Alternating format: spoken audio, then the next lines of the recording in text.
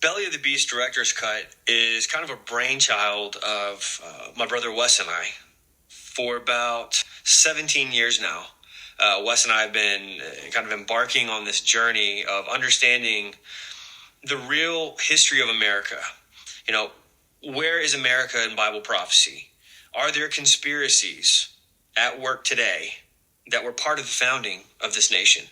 Things that were not taught in school, things that were not taught in church. Matter of fact, we've been taught quite the opposite in church and the opposite in schools from what true history tells us.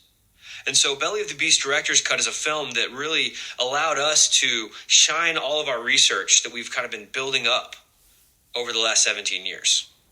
That's what this film is. Belly of the Beast is the product of many years, over decades, almost 2 decades worth of research that Justin and I were led to do. We started to see that the things we've been taught all of our lives, this society and the system that we've been born into, is there's a lot of deception in it.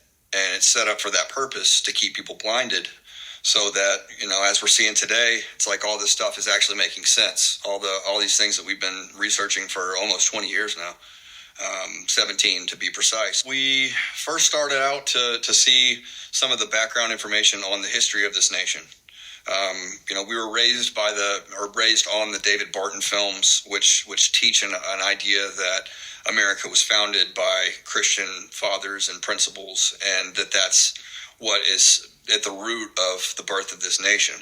And the film isn't saying that there weren't any Christians during the founding of the country. It's not saying that by any means. We have the Puritans are a great example of God's always had a remnant. He's always had his purpose. Today, his plan is still intact. And so that should give us hope as we see the crumbling of the United States from within, as well as the rest of the world. We're seeing the things taking place now that's why this film is so much more applicable today than it was when we made it. We set out to make this film because we wanted answers. We had heard some claims that were even more extreme than what we believed. Tom Horn had shared some information with us that just seemed very, very just unbelievably out there. But we know that he doesn't just make up weird stuff. So essentially we said, let's go to DC, let's do some digging. If you're going to do research for any project, you generally want to go to ground zero for that topic. And for Belly of the Beast Director's Cut, Washington, D.C. was ground zero. So we wanted to go to Washington, D.C., and we wanted to dig up some information that we could then present to either validate or disprove the claims that Tom had made. Tom Horn believed that he had found a secret location in D.C.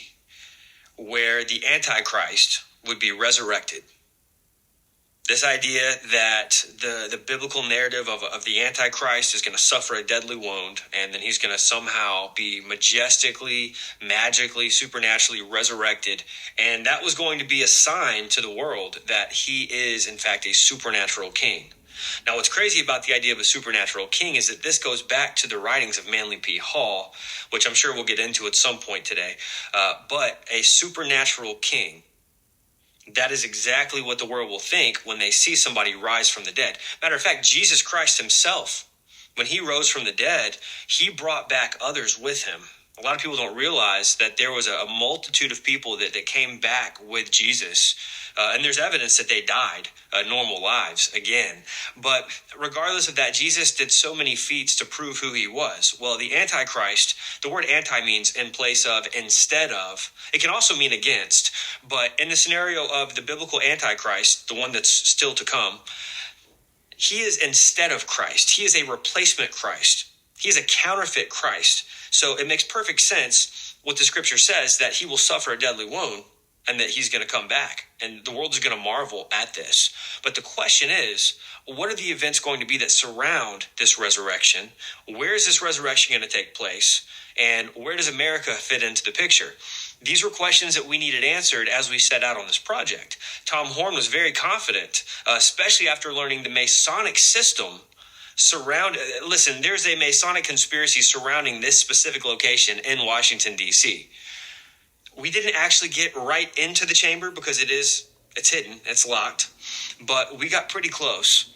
And while we were there, we had some very strange things happen that let us know that we were on the right track. It's basically what started off at Babel. They had a one world system, religion, language, probably economy. They had a one world dictator, Nimrod, and they were, in defiance to God, they were going to build that tower to be able to go up there and, who knows, but God looked at it, and we know how that ended. He came down threw the smackdown. He threw the gauntlet down and said, it's not time. If I were to let this continue, then there's nothing that they wouldn't be able to do. There's elements that are controlling the scenes today that are trying to fulfill all these esoteric prophecies. The same thing that Nimrod started to do. So you got to remember that Satan is the god of this world. Well, they were worshiping the fallen angels back then, right? They had the gods of old. These are the same ones that continue to be worshipped today by various different sects and leaders of government and the members of the deep state.